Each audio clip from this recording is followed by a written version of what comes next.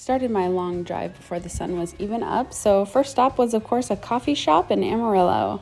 Then bam, made it to Albuquerque only 10 hours later. So I made it to Albuquerque and I'm at my favorite outdoor eatery. And I think that the ice cream shop is gone now, which is kind of sad. But I'm gonna go get my favorite Caesar salad, eat that real quick outside, and then go do some thrifting. As always, when I don't know what to do with myself, I just go check out the local vintage. It looks like there's a lot more now, but there were just a few shops when I was visiting. I can't handle being the only one in a shop. It's too awkward. I don't care how cool your vintage, your antiques are.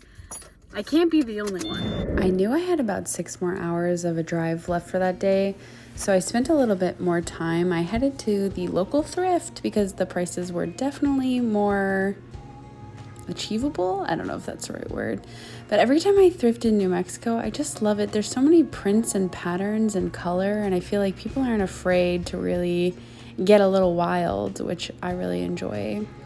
And overall, it was just nice to thrift again. I had not been thrifting in so long since this trip, and so it felt like a really nice stop along the way before I had to get back on the road and keep trucking across 3 states.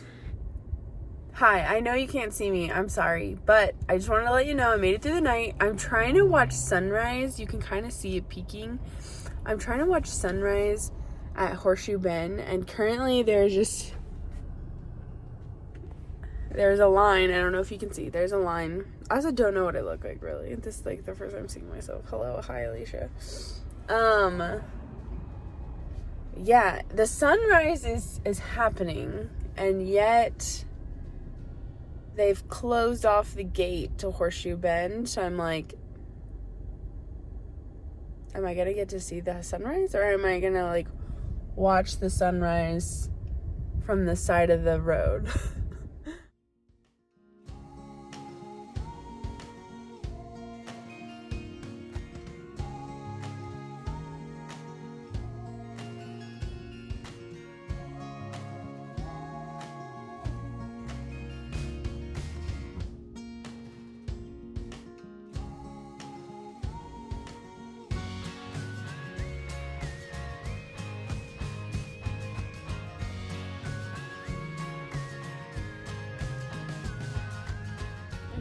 Currently at Horseshoe Bend.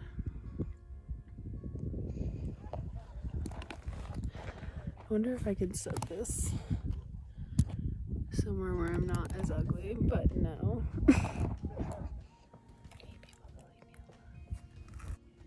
My face looks so scary. Can I just talk to you guys like this? So there's a lot of people here and I'm feeling awkward trying to vlog, but I kind of like went away to give you a little update. So I car camped last night. The camping lot was closed. Well, not really closed. You could like pay, but it was $35 to slip into an envelope. I don't have cash.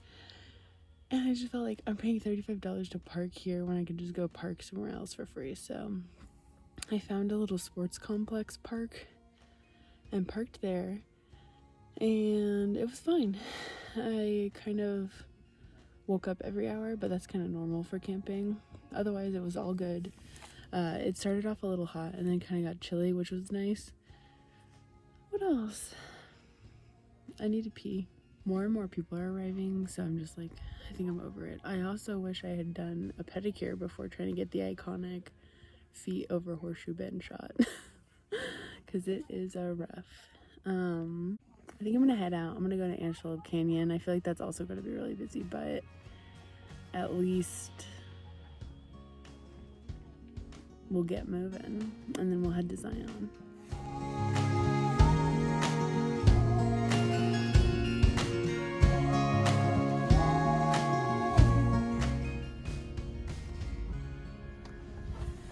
So here's another part of Glen Canyon area, which is what Horseshoe Bend is a part, and the visitor center is closed, so I can't get my stamp for my national park passport. So I guess I'll just make a note in the book. National park. But you're just seeing me, and that's fine. I'm gonna make my breakfast. My head has been hurting, and I have one more coffee. So, and I didn't really eat dinner last night. So I'm gonna make a PB&J and drink this coffee. Well, first of all, Antelope Canyon is closed. Also, like, I just want to cut my hair. I'm cutting my hair after this trip. Antelope Canyon is closed because it's Navajo land, and I guess they are, like, still closed for quarantine, which is fine. I wanted to talk about Horseshoe Bend because I feel like Horseshoe Bend is always the example that people use against geotagging. Geotagging is a big issue, and I'm like, let me do my second vlog ever and talk about geotagging. However, I've been like traveling national parks now for quite a while, like pretty consistently, and I just feel like Instagram is what started me traveling. If I didn't see people doing it, I would not have known really where to go. Yeah, geotagging opens it up to people, but that's pros and cons. You know what I mean? Like, obviously, we don't want people to damage the natural landscape, but we also want people to visit parks. Anyways, I feel like the outdoor industry does a lot of gatekeeping. Oh, hell yeah. I feel like the outdoor industry loves gatekeeping. They want to show you a white male dominated field instead of plus size and other, oh my god, and other races. I think there's enough space for all of us. I just think there's enough space for everybody. I think instead of shaming people for geotagging, how about you educate people and promote educating people? Anyways, I'm gonna eat breakfast. I'm gonna eat and head to Zion and hopefully get a campsite because all the reservation ones were full.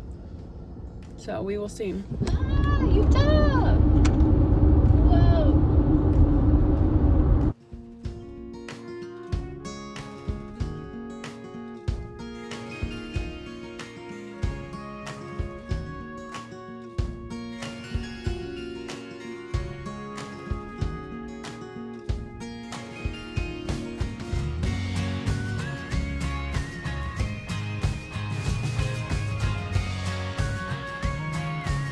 Okay, hi, update, hello.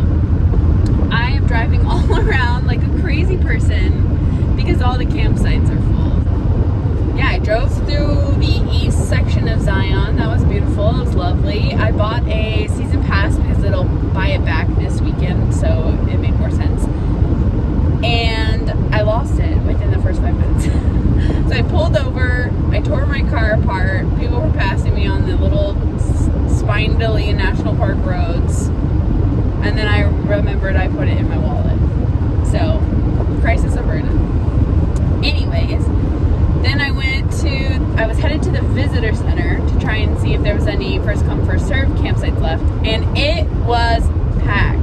It is so packed at Zion, and I don't know what the normal like packed ratio is, and I feel like it would give me anxiety already, let alone with Corona. So that is a little scary, I'm not gonna lie. Like, I don't want anyone near me. I know it's like all outdoors, but it's still just like, it just felt like too many people.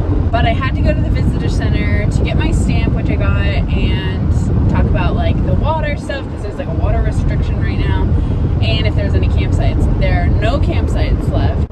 And then I sat to wait. It's 100 degrees. It's 100 degrees. I picked this date specifically because I thought it would be like warm but not hot. It's 100 degrees. And there's no water, like no swimming in the river because there's like bacteria or whatever. I don't know. I'm like, what sucks is I try to like be like, okay, what can I enjoy with what I have? But it kind of sucks because I'm like, just thinking, oh, I'm gonna definitely have to come back, which is not a big deal because it's Zion, so it's like a big one. But it's like I'm gonna have to come back. I'm gonna do that when I come back. I'll do that when I come back. It's just like, it's kind of annoying. So to the visitor center because there was no parking. I avoided people with my mask on. Don't look at me, don't touch me. I asked about the campsites, which were outside, luckily. And they were like, nope, it's all full. And then they gave me a list with all of these different campgrounds. I've currently been to 4, and they're all full. The current setup is not really made to car camp comfortably. Like, I did okay last night, but it needs some work. I don't know. And 100 degrees, I do not want to be next to someone after we were outside all day. If they're, and no showers is an issue. So they gave me a list of also shower places, so I'm not super worried about that, and I really want to take one like right now. So I'm gonna check one last campsite, and if the campsite is full, then I'm just gonna go shower. But it is crazy. It is crazy. It is crazy. I'm just trying to be grateful. It's really beautiful. I want to be safe. And that's pretty much it. So we'll see. And it all worked out. I was driving around like a mad person for a lot of the middle of this day, but then finally I started calling places, and I found out right outside the entrance of the less visited area, like the less visited entrance, there was a campsite available. So I went there, booked it, took a shower, then met my friend Jenna, and then we even did a hike on this first day.